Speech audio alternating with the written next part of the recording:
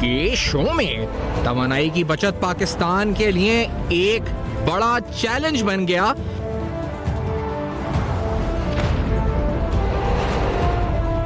बाजार, शादी halls, restaurants गुरूब Aftab तक बंद करने की हिकमत अमली नागुज़ीर।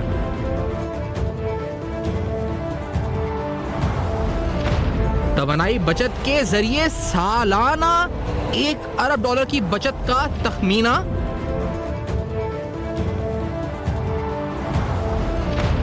तवानाई बचत के लिए हिकमत अमली पर अमल दरामद करवाने से हुकूमत गुरेजा क्यों?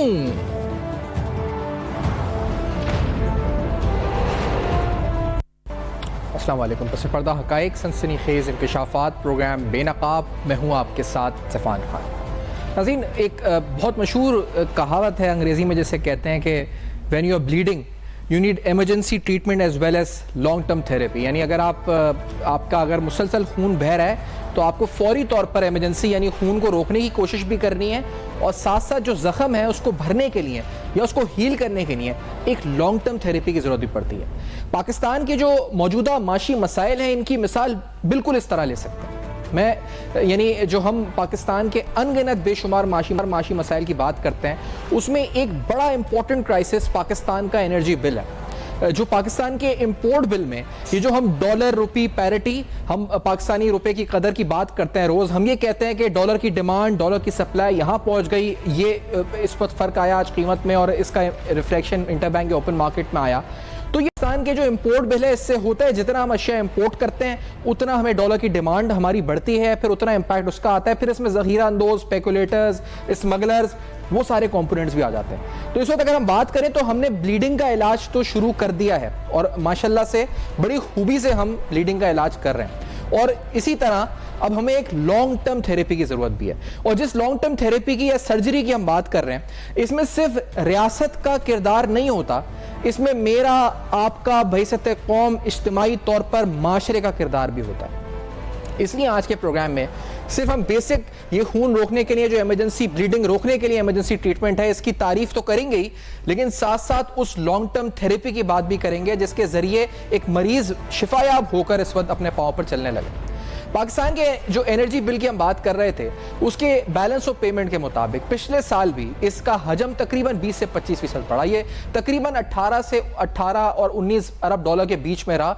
मजमूई तौर पे अगर देखा जाए तो ऑलरेडी जो हमारी एनर्जी नीड्स हैं वो तकरीबन 20 अरब डॉलर सालाना बनती हैं। जो इंपोर्ट बिल हमारा ऑयल का होता है वो $20 बिलियन का है। और एनर्जी मिक्स पर अगर रोशनी डालें तो हाइडल जनरेशन है तो, लेकिन मजमूई तौर पर फॉसिल फ्यूल्स, फर्नेस ऑयल और दीगर जराए के ऊपर हमारा इन्हिसार रहता है। ऐसी सूरत हाल के अंदर पाकिस्तान को न सिर्फ ब्लीडिंग रोकने की जरूरत है बल्कि एक लॉन्ग टर्म थेरेपी की जरूरत भी है। और ब्लीडिंग रोकने के लिए इकदाम क्या हो रहे हैं पहले जरा इन पर रोशनी डाल लेते हैं। हमने अभी आपको बताया और कुछ दिन कबल आपको मुसलसल बताते रहे कि अब क्रैकडाउन स्टार्ट हो चुका है स्मगलर से खिलाफ, क्रैकडाउन स्टार्ट हो चुका है जखीरा अंदोजों के खिलाफ, क्रैकडाउन स्टार्ट हो चुका है बिजली चोरी करने वालों के खिलाफ, मीटर को मैनिपुलेट करने वालों के खिलाफ। और इस क्रैकडाउन के कुछ समरात भी आना शुरू हो गए। अगर आपके सामने लेटेस्ट नंबर्स हम रखते हैं रिकवरीज के, क्योंकि हमने आपको ये बताया था कि टोटल लाइन लॉसेस तकरीबन 530 अरब के हैं, सिर्फ कुंडे से चोरी होने वाली बिजली का हजम 230 अरब रुपए है। ये वो है जो रकम चोरी हो रही है जिसकी कोई रिकवरी नहीं होती। जो क्रैकडाउन बिजली चोरों के खिलाफ शुरू हुआ उसके बाद इस रिकवरी के अंदर इजाफा हुआ है, न सिर्फ इजाफा बल्कि सब्सटैंशियल इजाफा हुआ है। अगर आपके सामने नंबर्स रखे हैं इनके मुताबिक जो क्यूमुलेटिव रिकवरी है यानी जो हमारी मजमूई तौर पर रिकवरी है वो तकरीबन 16 करोड़ रुपए से बढ़कर तकरीबन 80 करोड़ रुपए तक आ चुकी है। पेस्को अभी भी इसमें पीछे है, लेकिन कोयटा इलेक्ट्रिक सप्लाई और सेप्को और हेस्को के अंदर हमने देखा है कि यह इजाफा हमें आता हुआ नजर आया। तो हम ये कह सकते हैं कि जो हमने ड्राइव शुरू की है, जो क्रैकडाउन शुरू किया है बिजली चोरों के खिलाफ, उसके समरात कुछ हद तक आना शुरू हो गए, रिकवरीज बढ़ने लगी हैं कुछ हद तक। तो ये तो खून जो बह रहा है, जो ब्लीडिंग हो रही है, उसको रोकने की कोशिश है। लॉन्ग टर्म थेरेपी क्या है आज उस तरफ भी पढ़ते हैं आपको प्रोग्राम में लेकर। आपके सामने एक मिसाल रखते हैं। ये मिसाल है बरतानिया की। बरतानिया के अंदर पिछले चंद साल यानी साल 2001 से लेकर 2020 के दौरान जो एनर्जी कंजम्पशन या डिमांड का स्ट्रक्चर रहा उसकी एक डिटेल रिपोर्ट हम आपके सामने रख रहे हैं। इस रिपोर्ट के मुताबिक आप देख सकेंगे कि साल 2001 में जब बरतानिया की एनर्जी कंजम्पशन में जो मजमूई तौर पर 2022 के मुकाबले में तकरीबन 20 से 21% का डिक्लाइन हुआ। 20 साल के अंदर ना सिर्फ एनर्जी डिमांड बढ़ने के बल्कि एनर्जी डिमांड कम होती रही। अगर आपके सामने एग्जैक्ट नंबर्स रखें इस रिपोर्ट के तो उसके मुताबिक जो इलेक्ट्रिसिटी डिमांड 2022 में थी वो कम होकर 320.7 टेरावाट रह गई, जो तकरीबन पिछले साल 2021 के मुकाबले में 3.8% कम थी। ये जो डिक्लाइन हुआ इसकी वजूहात बहुत सी बताई गई, लेकिन मजमूई तौर पर बरतानिया के अंदर वहाँ के एनर्जी नीड्स पूरी हो रही हैं। जो वहाँ की पॉपुलेशन है वो बिजली बचत पर अमल दरामद कर रही है, जिसकी वजह से वहाँ पर एनर्जी डिमांड, एनर्जी कंजम्पशन के अंदर एक सिग्निफिकेंट डिक्लाइन नजर आता है। आपको नजर आता है कि साल 2000 में जहाँ इनकी एनर्जी डिमांड्स खड़ी थी वो 2022 में गिरकर 320 टेरावाट पर आ गई और मुस्तकबिल में कहा जा रहा है कि इसमें मजीद डिक्लाइन होगा। अगर आपके सामने इसका मजीद ब्रेकअप रखें तो आप हैरान होंगे कि यहां पर जो उनकी कमर्शियल कंजम्पशन है, यानी जो मार्केट्स के लिए, शॉपिंग मॉल्स के लिए बिजली दी जाती है, उसकी कंजम्पशन साल 2010 के मुकाबले में 17% नीचे आई है। 17% नीचे आई है। डोमेस्टिक कंजम्पशन जो हाउस होल्ड्स कंज्यूम करते हैं उसमें तकरीबन 19% का डिक्लाइन बरतानिया में साल 2010 के मुकाबले में 2022 के मुकाबले में यानी कंपैरिजन करें तो आया है। और इंडस्ट्रियल कंजम्पशन में 19% डिक्लाइन आया है साल 2010 के मुकाबले में। अगर हम कुछ भी अगर हम किसी मुल्क की माशी तरक्की की रफ्तार देखें तो बजाय लगेगा कि शायद एनर्जी कंजम्पशन कम हो रही है, तो इसका मतलब यहाँ पर जीडीपी या शरह नमू में कमी आई हो, लेकिन शरह नमू अगर इसका तकाबली जायजा लें तो उसमें मुसलसल एक इजाफा हमें नजर आया बरतानिया के अंदर। डिस्पाइट दैट कि वहाँ की एनर्जी नीड्स कम हो रही हैं, कम बिजली खर्च हो रही है।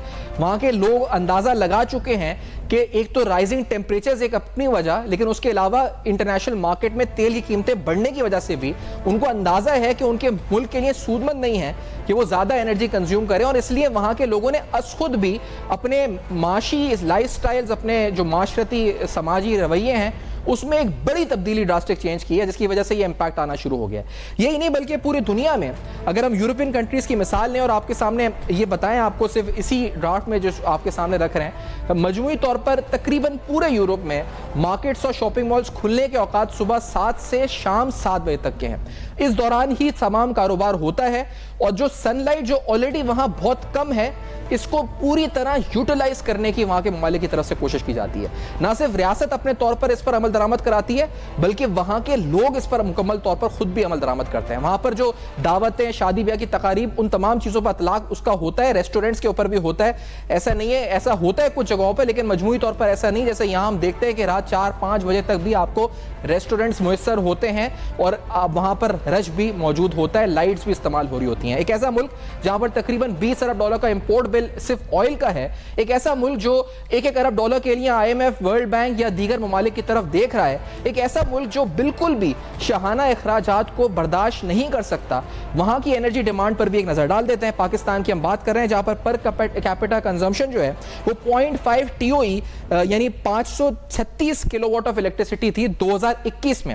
और अगर आप पाकिस्तान के ग्राफ्स देखें तो आपको बरतानिया के मुकाबले में इसमें आपको हैरान होने की जरूरत नहीं है, लेकिन देखें तो 1991 से साल 2019 तक का आपके सामने हमने रखा है जायजा, जिसमें आप देखेंगे कि साल 2008 से लेकर 2013 तक ये ग्रोथ जो थी वो 1.5% थी सालाना, लेकिन ये उसके बाद ग्रोथ बढ़कर 2.7% हो गई, यानी 2.7% से हमारी एनर्जी कंजम्पशन बढ़ी है। और इस दौरान बरतानिया में एनर्जी कंजम्पशन के अंदर यानी एनर्जी डिमांड जो थी उसके अंदर कमी आई है, पाकिस्तान में एनर्जी डिमांड बढ़ रही थी।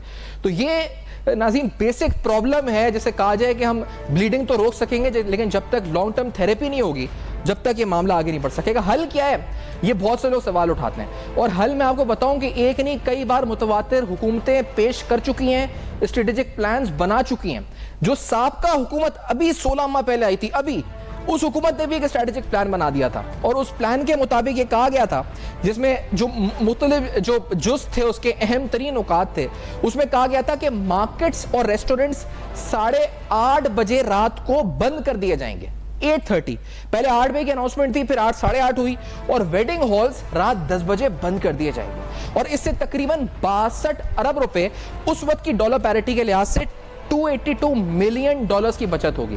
अगर मैं इस एनर्जी कंजम्पशन प्लान की आपको बात बताऊं तो ये 15% का टारगेट था इसका एनर्जी जो कम करने का, जो डिमांड थी उसको सप्रेस करने का, और तकरीबन 3 मिलियन टन 2025 तक ऑयल बचाने का इसका प्लान था, स्ट्रेटेजिक प्लान का।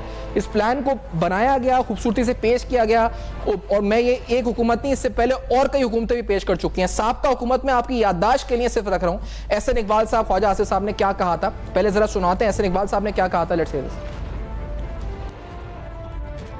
काबीना ने पैकेज मंजूर किया था एनर्जी को बचाने के लिए। दुकानों को और कमर्शियल सेंटर्स को 8 बजे बंद होना चाहिए। काबीना ने इस पर फैसला किया, लेकिन उसमें सूबाई हुकूमतें शरीक नहीं थी। आज सूबाई हुकूमतें भी NEC में शरीक थी, तो लिहाजा अब हम उम्मीद करते हैं कि सूबाई हुकूमतें पैकेज मंजूर हुआ है इस पे अमल दरामद कराएंगी, और मुल्क के अंदर लाइट्स हैं, जो पुराने बल्ब हैं उनको ख़त्म करके LED लाइट्स पे स्विच किया जाए। ये वो ऐसे इकदाम हैं कि जिससे हम सालाना $1 अरब की बचत कर सकते। मजमूई तौर पर इन इकदाम से $1 अरब की बचत की बात की गई थी। $282 मिलियन सिर्फ शादी हॉल और रेस्टोरेंट्स और दुकानें बंद करने से बात हुई थी, और शादी हॉलों को भी 10 बजे रात तक का टाइम दिया गया था, रात 10 बजे तक का टाइम दिया गया था।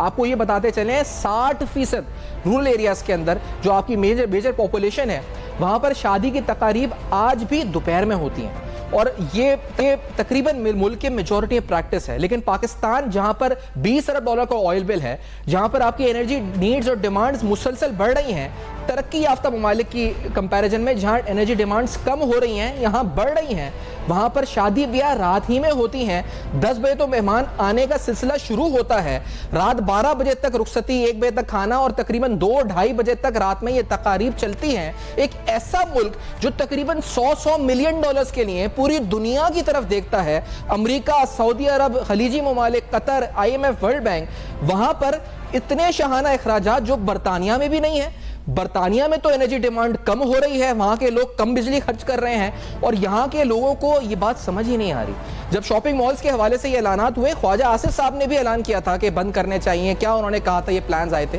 Let's hear this. वफाकी काबीना ने पावर डिवीजन की सिफारिश पे तवानाई बचत प्लान के नफाज की मंजूरी दे दी है, जो कि फिलफौर पूरे पाकिस्तान में नाफजुल अमल होगा। मुल्क में तमाम शादी हॉल जो हैं 10 बजे जो है वो बंद हो जाएंगे। मार्केटें जो है वो 8:30 बजे जो है वो बंद हो जाएंगी। ये ऐलानात जून के हैं, और आपने ये देखा कि इस वक्त ऐलानात हुए, इन ऐलानात पर कोई अमल दरामद नहीं हुआ। एक बार फिर जो मुल्क में माफिया थी वो एक्टिव हुई, एहतजाज, रेजिस्टेंस, ये रिटेलर्स जो आज बिजली के बिलों को जला रहे हैं सड़कों के ऊपर, यही सब में बड़ी रेजिस्टेंस क्रिएट करने लगे। बहुत से एनालिस्ट आ गए, आके कहना शुरू हो गए कि इनकी कंजम्पशन तो 7% है। जनाब, ये 7% अगर इंडस्ट्रियल कंजम्पशन में यूज हो तो इससे पाकिस्तान के एक्सपोर्ट्स बढ़ सकते हैं, पाकिस्तान में जो कमी है, किल्लत है, सप्लाई शॉर्टफॉल्स हैं, वो दूर हो सकते हैं। लेकिन उनकी दुहाई देने के लिए बहुत से मीडिया में भी लोग और बहुत से इस पर एहतजाज शुरू करके माफिया ने रेस्टें शुरू कर दी। वही एहतजाज जो हमने कुछ दिन पहले भी देखा था जब बिजली के बिल जलाए जा रहे थे। तो आया ये जो बिजली के सब में बड़े चोर हैं जितने भी इलाकों में, जिनसे रिकवरीज जो क्यूमुलेटिवली अब हो रही हैं, तो क्या यही लोग तो एहतजाज नहीं करते? कौन लोग हैं जो एहतजाज करते हैं, जो पाकिस्तान को तरक्की के रास्ते पर क्या देखना नहीं चाहते? ये वो लोग हैं। आपके सामने ये मिसाल भी रखते हैं कि जब हम बरतानिया की मिसाल दे रहे हैं तो आपको सिर्फ एक और एग्जाम्पल से आपको समझा दें कि वहां के क्लाइमेट में और यहां के क्लाइमेट में जमीन आसमान का फर्क है, बहुत फर्क है। वहां सूरज को देखने के लिए लोग तरसते हैं, यहां अल्हम्दुलिल्लाह अल्लाह ताला के करम से सूरज मुयस्सर है। और एक नहीं, जो रिसर्च है उसके मुताबिक जो पाकिस्तान में डे लाइट है, on average 1 kilowatt of solar energy पर स्क्वायर मीटर हमें अवेलेबल है। अगर हम इसको घंटों में देखें तो it is around on average 6 to 7 hours per day the number of sunshine hours the country receives, यानी जो pure sunshine without any clouds, वो 3000 से लेकर 3300 घंटे पर, यानी 3000 से 300 किलोवाट पर ईयर है। 3000 से 3300, ये हमारी जो इस वक्त खुदा की तरफ से कुदरत ने हमें दिया हुआ है, जो तो अल्लाह ताला की तरफ से मिला हुआ है। और दीन में भी यही है कि हम जल्दी उठें और जल्दी सोएं, कारोबार जल्दी बंद करें। लेकिन हम दीन, समाज, माशरा, मईशत, सियासत, हर चीज को साइड पर रखकर अपनी जिंदगी जीने में लगे हुए हैं। मुल्क का क्या हो रहा है इसकी हमें कोई गर्ज नहीं है, लगता यही है। और जब बिजली चोरों के खिलाफ क्रैकडाउन हो रहा है, जिसकी हमने आपको एक मिसाल सामने दी थी, तो आप देख रहे हैं कि उसमें जो क्यूमुलेटिव जो आपके रिकवरीज हैं उसमें इजाफा हो रहा है, जो बढ़कर 80 करोड़ हो चुकी हैं। तो चोर पकड़े जा रहे हैं, लेकिन ये सब चोरी हम भी कर रहे हैं, अपने अपने समाजी रवैयों में कर रहे हैं, जो पाकिस्तान को मुसलसल नुकसान पहुंचा रहे हैं। जब बर्तानिया के अंदर जहां पर सूरज इतना नहीं निकलता वहां पर यह हो सकता है, तो क्या वजह है कि हम इस सूरज की और इस रोशनी को कैपिटलाइज या यूटिलाइज कर कर पाकिस्तान में एनर्जी की बचत नहीं कर सकते? क्यों नहीं कर पा रहे हम ये बचत? और आखिरकार आज इस प्रोग्राम में ये सवाल भी, क्योंकि ये ऐलानात और ये स्ट्रेटेजिक प्लान जिसकी मैं आपको अगर शबी भी दिखा दूं, ये अवेलेबल है ऑन वेबसाइट की साबका हुकूमत बना के गई है, तो मेरा मतलब कहने का ये है कि काफ़ी काम हुआ हुआ है और इसमें तो तकरीबन 8:30 बजे तक की टाइम दिया हुआ है या 10 बजे तक हॉलों का टाइम दिया हुआ है। ये 10 बजे भी बंद नहीं होने चाहिए। जब दोपहर में शादी होती है रूरल एरियाज़ में और यहाँ पर भी सर्दियों में, तो फिर दोपहर में शादियों का ट्रेंड क्यों नहीं होना चाहिए? शॉपिंग मॉल शाम में क्यों नहीं बंद होने चाहिए? और तकरीबन हम अगर $1 अरब बचा सकते हैं, $1 बिलियन बचा सकते हैं, तो फिर क्यों हम इधर उधर जाके भीख मांगे और फिर हम अपने हुक्मरानों को ये ताने देते हैं कि वो कशकोल लेकर जगह जगह पहुंच जाते हैं, जबकि हम खुद मजबूर कर रहे हैं उनको कि वो कशकोल उठाएं। इस प्लान में न सिर्फ ये था, बल्कि इसमें ये कहा गया था कि petrol and motorcycles will be replaced, insertion of conical baffles into gas pipes, inefficient fans. ये बहुत ज़रूरी बात है कि जो हम पंखे इस्तेमाल करते हैं इनकी तब्दीली, जो स्ट्रीट लाइट्स हैं उनको बंद किया जाएगा ऑल्टरनेट डेज पे, और इससे तकरीबन 4 अरब रुपए की बचत होगी। अब मैं आपको ये बड़ी इंटरेस्टिंग बात बताऊं कि यहां पर महकमे बल्दियात के पास बिजली के बिल देने के पैसे नहीं है, स्ट्रीट लाइट खुद ही बंद हो गई हैं कराची के अंदर, जिसकी वजह से स्ट्रीट क्राइम बढ़ रहे हैं। तो यहां पर हालात ये आ गए कि हमारे पास बिल देने के पैसे नहीं है इदारों के पास, तो स्ट्रीट लाइट्स खुद बंद हो रही हैं। तो ज़्यादा बेहतर नहीं है कि हम उसको खुद ही एफिशिएंटली यूज़ करें और इस तरह यूज़ करें कि इसका जो बिजली बचत है वो हो सके, और साथ साथ वाटर टैरिफ्स, एनर्जी एफिशिएंसी और बहुत ज़रूरी बात अवेयरनेस कैंपेन्स के लिए, जो हम अभी इस प्लेटफॉर्म से भी कर रहे हैं कि हम सब अवेयर हों कि हमें अपने अपने घर में, अपने अपने लाइफ स्टाइल में इन तमाम लाने। आप याद रखें, जिस तरह मैंने शुरू में कहा कि ब्लीडिंग रोकने के लिए तो इकदाम हो रहे हैं, और जो इकदाम कर रहे हैं आर्मी चीफ और रियासत, मैं उनसे भी अपील करूंगा कि अगर आप चाहें सर तो ये फौरी तौर पर अमल दरामद हो सकता है। अगर हुकूमत चाहे और अभी ये कह दे कि मार्केटें बंद होनी है जल्दी, तो भले कोई एहतजाज कर रहा हो, कोई माफिया रजिस्ट करे, पाकिस्तान के हक में यही बेहतर फैसला है और हमें आपसे यही उम्मीद है। इस ब्रेक के बाद इस फैसले के और इस तमाम मामले के जो माशी पहलू हैं उन पर बात करेंगे। हमारे साथ रहिए।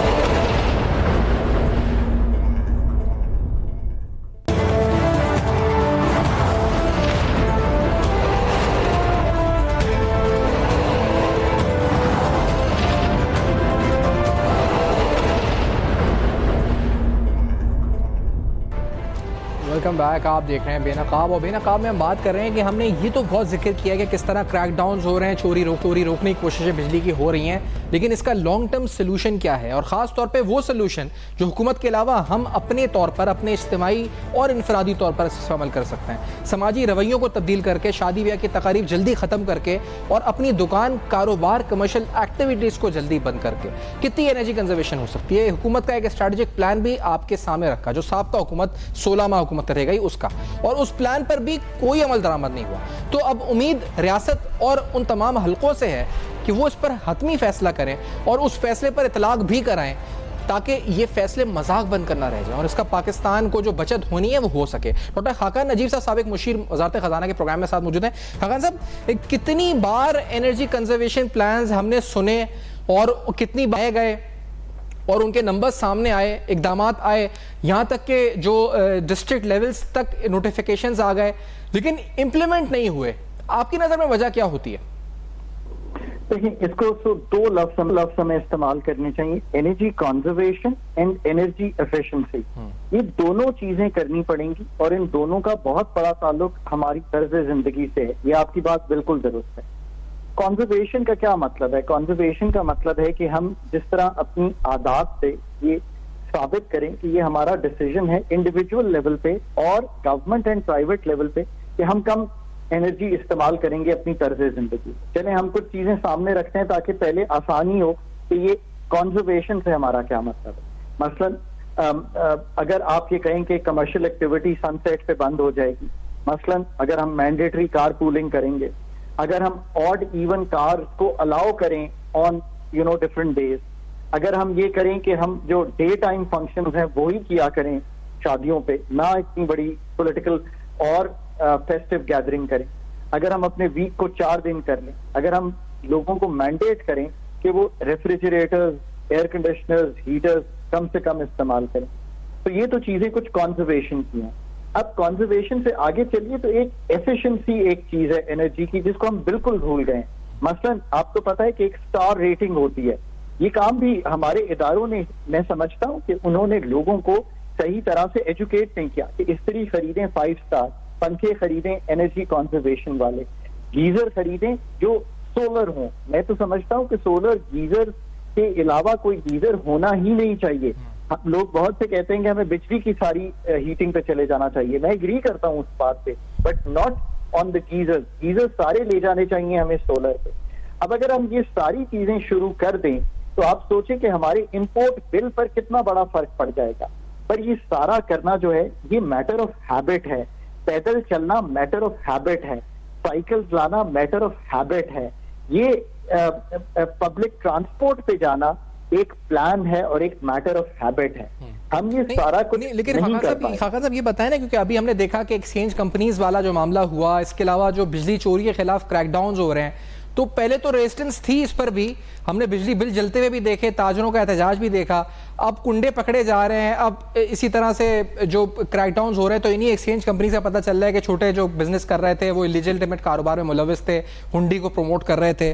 तो जब रियासत सख्ती से अमल दरामद करती है, इतलाक करती है, तो अमल दरामद होता है, तो क्या अब रियासत को नहीं सोच लेना चाहिए कि ये जो प्रेस कॉन्फ्रेंसेज और प्लान्स वेबसाइट पे अपलोड हो जाते हैं, इससे बढ़कर अब होना चाहिए, और अब होना चाहिए लाज़मी, अब नहीं तो कभी नहीं।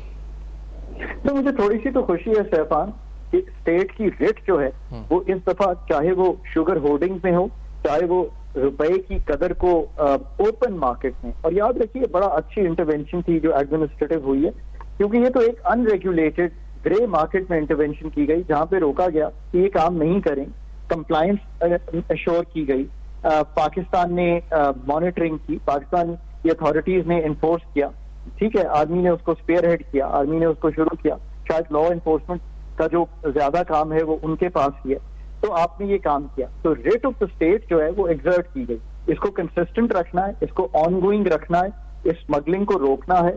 और ये जो कारोबार है, फॉर एग्जांपल अब आज अफगान ट्रांजिट ट्रेड पे भी बात शुरू हो गई है कि इसको भी हमने देखना है, क्योंकि इससे इनफॉर्मल मार्केट क्रिएट होती है जी। तो ये ओवरऑल जिसे आप कहेंगे इकोसिस्टम क्रिएट करना है। रेट ऑफ द स्टेट बिल्कुल ठीक एग्जर्ट हुई है और यहाँ होनी चाहिए थी, पर इसका ये भी मतलब है कि साथ साथ जो स्ट्रक्चरल काम है वो भी हमने करने हैं, जैसे एक्सचेंज रेट कंपनीज का रिफॉर्म है, जैसे हमने अपनी लिक्विडिटी इंश्योर करनी है, इसी तरह जो कंजर्वेशन एंड एफिशिएंसी की कैंपेन है वो भी चलानी है, और हमने ये कह देना है कि अगले 3 साल में कोई गीजर जो है वो नहीं लेगा गैस पे या इलेक्ट्रिक। आपका तजुर्बा रहा है बैनुल-अक़वामी भी, आप दूसरे इदारों आलमी सतह पर भी कंसल्ट भी करते हैं, काम भी करते हैं, तो यूरोपियन कंट्रीज में हमने अभी बरतानिया की जो मिसाल दी थी कि वहां पर किस तरह energy demand over the years कम हुई है, तो ये थोड़ा मिसाल आलमी सतह पर दें, कब कारोबार खुलते हैं, कब कारोबार बंद होते हैं, दुकानें किस वक्त खुलती हैं, किस वक्त बंद होती हैं, और यहाँ पर कितना फर्क है जब आप पाकिस्तान में देखते हैं उन हालात को। तो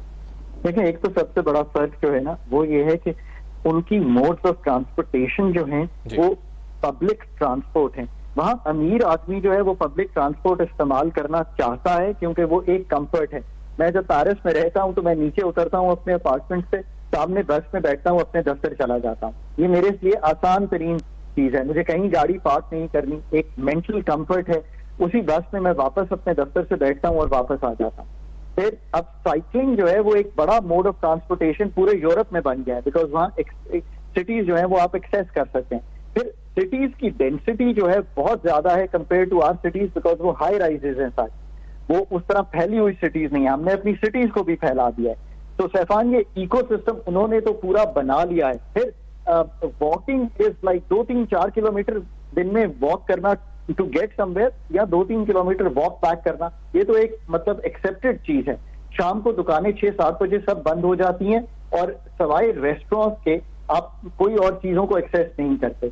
तो ये तो एक तर्ज जिंदगी है जो कंप्लीटली उन्होंने इसको चेंज कर लिया है। फिर घर जो है उनके कितने एफिशिएंट हो गए हैं, उसकी इंसुलेशन कितनी बेहतर हो गई है। ये सारे काम तो अब इवेंचुअली हमें अपने इस बिल को ठीक करने के लिए जो इंपोर्ट का है, और प्लस सबसे बड़ी बात यह है कि थर कोल जो है वो बहुत बड़ा कोल का रिजर्व है ना, उससे आपके सिर्फ कोल पावर प्लांट चल सकते हैं, फौरी तौर पे तब्दील कीजिए। क्योंकि आज हम गुफ्तगू सारी कर रहे हैं कि हमने किस तरह ये सारा कुछ पाकिस्तान में करना है। तो मैं कोई चाइनीज IPPs के रिफॉर्म या उनसे जाके रीनिगोशिएशन की गुफ्तगू नहीं कर रहा। मैं ये कह रहा हूं कि आपके पास थर कोल है, उसको सीमेंट में भी आप यूज कर सकते हैं। तो अगर ये सारी इंडिजनाइजेशन की तरफ, सोलर जो है वो भी इंडिजिनस ही है, वाटर से बिजली बनाना भी इंडिजिनस है, छोटे डैम बनाना भी इंडिजिनस है, ये सारे काम अगर हम करेंगे तो हम 5 साल में इसको नक्शे को बदल सकते हैं। और ये जो हम सिर्फ लेन्स बना रहे हैं ना गाड़ियां चलाने के लिए, you have to change this mindset completely. Car parking की फीस चार्ज कीजिए ताकि इधर से 1.5 किलोमीटर अगर किसी ने वॉक करके किसी मार्केट में जाना हो तो वो ये कहे कि चलें, वॉक करके ही चले जाते हैं। इसी से पोल्यूशन भी कम होगी। तो आज हमने एक बहुत अच्छा एक इकोसिस्टम लोगों के लिए तय किया। मैं लोगों को कहता हूं कि मुश्किल हालात हैं, बिल्कुल हैं, आप अपना तर्ज जिंदगी बदलिए। आपको किसी ने रोका है कि आप अपनी जो बिजली की खपत है उसका अपना तर्ज जिंदगी बदलकर कायदे आजम की तरह बाहर जाते हुए उसको बंद कर दीजिए अपनी बिजली को। आप अगर 3 बार शॉपिंग करने जाते हैं हफ्ते में, उसको 1 बार कर दीजिए। अगर आप रिटेल से सामान खरीदें, होलसेल पे चले जाइए। तो there are many things that we can do in our life कि हम अपने एक्सपेंडिचर्स को हम अपनी और ये बताते जाएं खान साहब, क्योंकि टैक्स टू GDP की अक्सर जिक्र होता है कि हम बहुत कम सतह पर मौजूद हैं। ये जो तबका है ओवरऑल ही हमने देखा है कि मजमूई तौर पर टैक्स एवेजन चोरी है, लेकिन जो रिटेल है ये सब में ज्यादा एहतजाज करते हैं, बिजली के बिल जलाते हैं, एहतजाज करके सड़कें ब्लॉक, हड़ताल। सर टैक्स के हवाले से भी सब में पीछे यही लोग हैं, क्यों हैं? और हम इनसे पूछते हैं तो कहते हैं कि हम तो बहुत टैक्स देते हैं। ये क्या तजाद है? ये बिल्कुल बात ठीक नहीं है। पाकिस्तान में टैक्स टू GDP STR का 9% को क्रॉस नहीं कर रहा पिछले 1 दिहाई से। तो let's be very clear on this. 9% है पाकिस्तान का टैक्स टू GDP रेशियो। अगर हम जो इस वक्त टैक्स लागू किए हुए हैं, कोई नया टैक्स ना लगाएं और उस टैक्स गैप को खत्म करें।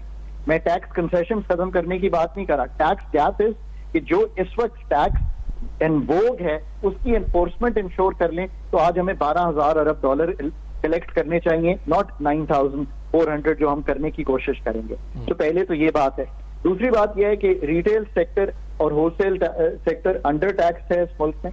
पाकिस्तान का जो कैपिटल गेन्स ऑन प्रॉपर्टी है वो अंडर टैक्स है इस मुल्क में। एग्रीकल्चर इनकम टैक्स 4 अरब रुपए के करीब है।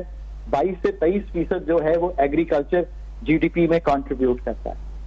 अगर आप ये सब काम नहीं करेंगे तो फिर 18% अपने बिलों पे GST में देते रहिए और इनडायरेक्ट टैक्सेशन में ही रहिए। पाकिस्तान को मिनासिल कौम ये तय करना पड़ेगा कि हमने टैक्स को एनफोर्स भी करना है, पर हमने इसको अपना कौमी फरीजा भी समझना है। मैं तो समझता हूँ कि स्कॉलर्स जो है रिलीजियस, उनको ये काम सौंप देना चाहिए कि भाई टैक्स नहीं दोगे तो ये तुम्हारा दीनी और कौमी फरीजा है। बिकॉज यही वो टैक्स है जो जाके लोगों को जो हमसे कम इनकम कमा रहे हैं उनकी मदद करते हैं। और यही जो खाका साहब, ये जो कारोबार जल्दी खोलना बंद करने के हवाले से भी इसमें सभी को किरदार अदा करना पड़ेगा, चाहे वो सेलिब्रिटीज हो, उलमा कराम हो और दीगर जैसे आप जैसे एक्सपर्ट्स हों, कि वो भी समझाएं कि हमें समाजी, माशरती, मजहबी हर तरह से भी हुक्म है कि जल्दी खोलें, जल्दी कारोबार बंद करें। लेकिन आप फजर के बाद अगर वाकई मतलब इस्लामी उसूल मतलब फजर के बाद जब भी आप सूरज निकल आए तो 7 बजे काम शुरू करें, शाम को मगरिब घर जाकर पढ़े, तो आप देखिए कि मतलब ये मसला हल हो जाएगा।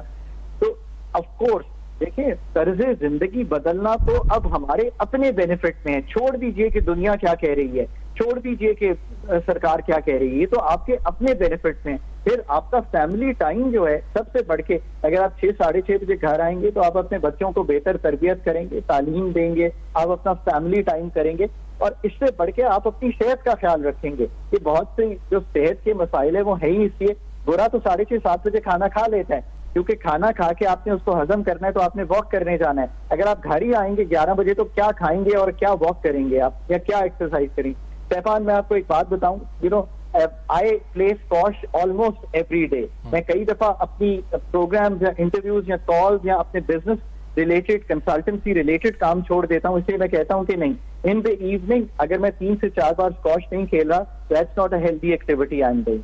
तो कभी कभी तो जिंदगी में ये काम आप अपने लिए करें। मैं कहता हूँ ये दूसरों के लिए ना करें आप ये काम, do these things for your own good self. आपने अपने तर्ज जिंदगी अपने लिए ठीक करना है, किसी के लिए नहीं करना। आप मुल्क पे भी एहसान ना कीजिए, आप अपनी सेहत ठीक करने के लिए, अपने आप को बेहतर करने के लिए, अपने फैमिली टाइम के लिए, अपनी कंजर्वेशन के लिए ये सारे काम कीजिए। अगर ये आप करेंगे तो आप देखेंगे कि you will have a better life. बहुत शुक्रिया डॉक्टर हाका नजीब साहब, आपने वक्त दिया आज और इस प्रोग्राम में ज्वाइन किया। माशी एतबार से क्या जो पहलू हैं इसके आपको सिर्फ ये बताते जाए नाज़रीन, आपके सामने जो मिसाल रखी बरतानिया की, जहाँ पर साल 2000 से लेकर 2022 के दरमियान और ख़ास तौर पर साल 2010 से 2022 के दौरान जो उनकी एनर्जी डिमांड है उसके अंदर एक खातिर खास सब्सटैंशियल कमी आई।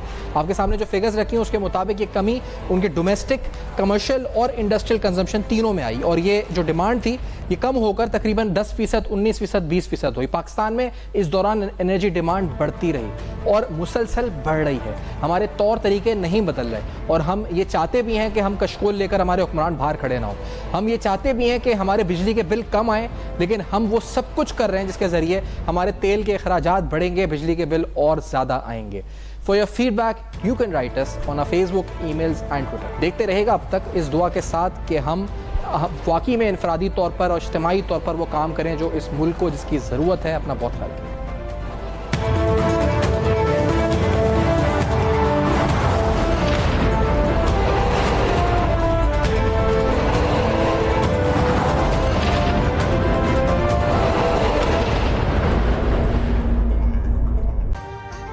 अभी सब्सक्राइब करें ताकि कोई खबर रह न जाए।